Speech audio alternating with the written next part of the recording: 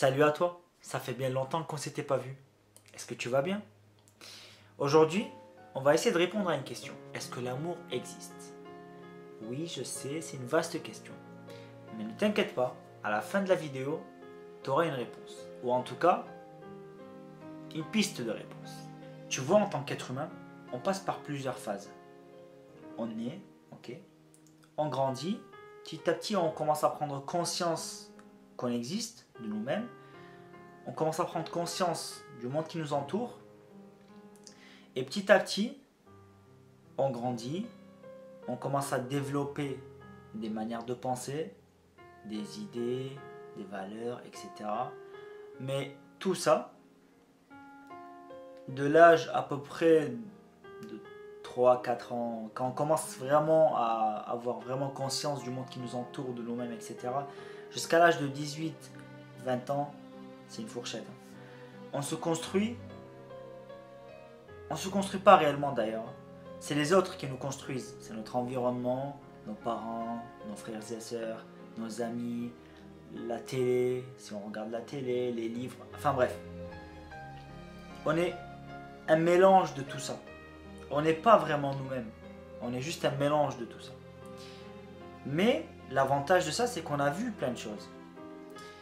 Puis arrivé à 18 20 ans, bref, ça peut être 25, bref, peu importe, on prend conscience que ce qu'on sait, ce qu'on est, ne vient pas directement de nous. On ne l'a pas vraiment choisi. On n'a pas choisi de naître à Toulouse, on n'a pas choisi d'avoir un père ingénieur ou peu importe. Peu importe. En tout cas, on n'a pas choisi grand-chose. Une fois qu'on arrive à cette connaissance-là, on se dit ok, on n'a pas choisi ce qu'on est. On commence à se dire ok, c'est soit, j'ai deux alternatives. Soit je reste comme je suis, tant pis, peu importe, ça me va. Soit on se dit, bon, je vais quand même faire un état des lieux, voir ce qui me va, ce qui me va pas. Et puis construire les choses que je veux construire en moi. Donc, on débute une construction de soi, une déconstruction de certaines choses, et puis reconstruction. Et tout ça, je te rends bien compte que ça prend un certain nombre d'efforts. Il faut de l'analyse, il faut passer du temps, il faut faire les efforts de changer certaines choses qu'on a envie de changer parce que ça ne nous va pas, mais il y a certaines choses qui sont ancrées depuis très très longtemps, des habitudes, etc. Tout ça, c'est pas facile, tout ça, ce sont des efforts à fournir si on est prêt à les faire. Évidemment, si on n'a pas le courage, ou peu importe, de faire ces efforts-là, on ne va jamais arriver à changer quoi que ce soit. Donc si on veut se construire réellement, ça passe par des efforts, ça passe par des sacrifices. C'est là où je fais le parallèle avec l'amour. Tu vois pas où je veux en venir? Ne t'inquiète pas, ça va bien se passer, ne t'inquiète pas. Je vais t'expliquer où je veux en venir. Déjà qu'on soit clair, il y a autant de définitions de l'amour qu'il y a d'êtres humains sur Terre.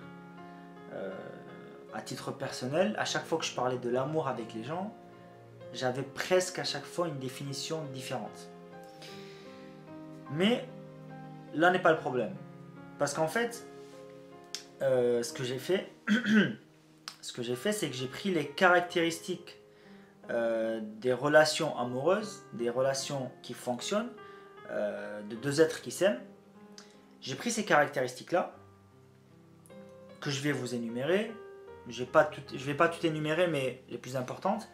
Et sur ces caractéristiques-là, je vais construire une sorte d'argumentation. Donc, dans une relation amoureuse, les caractéristiques qu'on va retrouver, ça va être la confiance, la communication, le respect, l'entraide, la bonne entente, etc.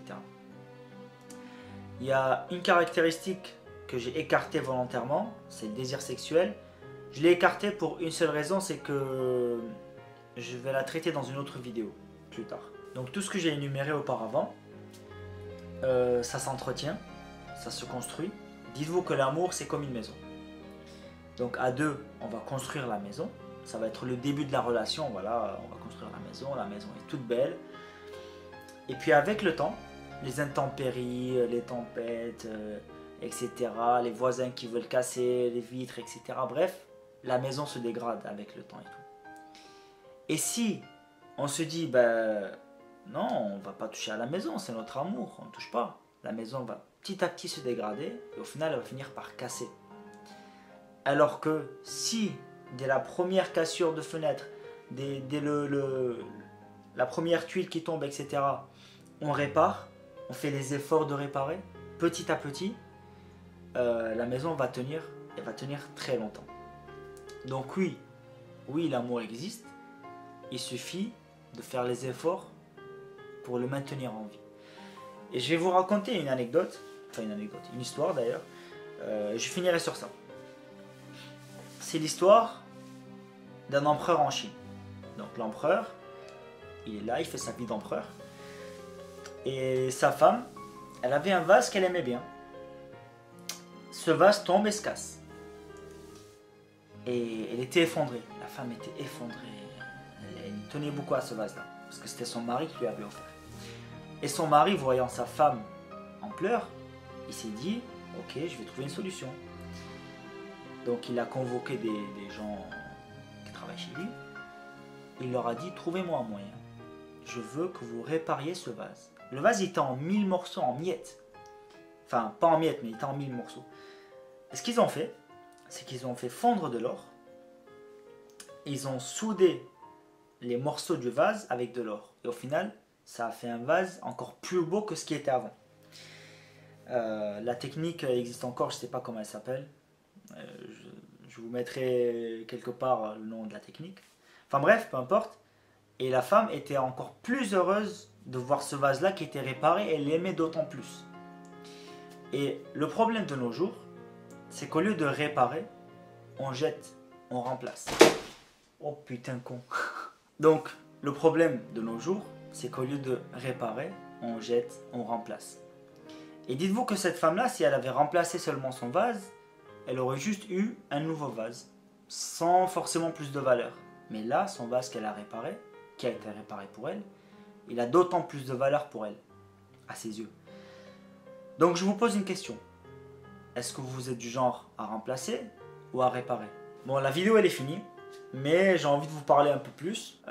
Déjà, pour l'attente, on s'excuse, mais bon, il y a eu la rentrée, et puis on a dû réorganiser le planning de la chaîne, parce que le Guenouche, ça lui allait pas, le rythme d'une vidéo par semaine. Donc on a dû trouver une alternative, et cette alternative-là va être moi-même. C'est qu'il y aura plus de vidéos où je serai seul. Ça ne veut pas dire qu'il n'y a plus de vidéos à deux, attention, il y en aura souvent, mais pas une vidéo par semaine. Il y en aura peut-être 2 par mois, j'en sais rien en fait, ça va dépendre de moi et Guenouche, voilà, surtout de Guenouche en fait. À quel rythme il a envie de faire des vidéos. Bon voilà, j'espère que j'ai tout dit. En tout cas, on se revoit sur la chaîne la semaine prochaine. Ça va être comme d'hab, une vidéo par semaine. On espère que vous allez kiffer. En vrai, dites-moi en commentaire votre vision de l'amour. Qu'est-ce que vous pensez de ce que j'ai dit? Franchement, ça m'intéresse de ouf. Ce genre de format-là, ça m'intéresse de le faire parce que déjà, je vous livre ma vision un peu sur les choses. Ça peut être un peu sur tout et n'importe quoi, sur l'amour, sur des choses. Bref, j'ai pas envie de spoiler les prochains thèmes. Mais en tout cas, voilà, je vous livre ma vision et et je serais vraiment intéressé par la vôtre, par votre vision. Même on pourrait débattre dans les commentaires, donc n'hésitez pas. Et à la semaine prochaine.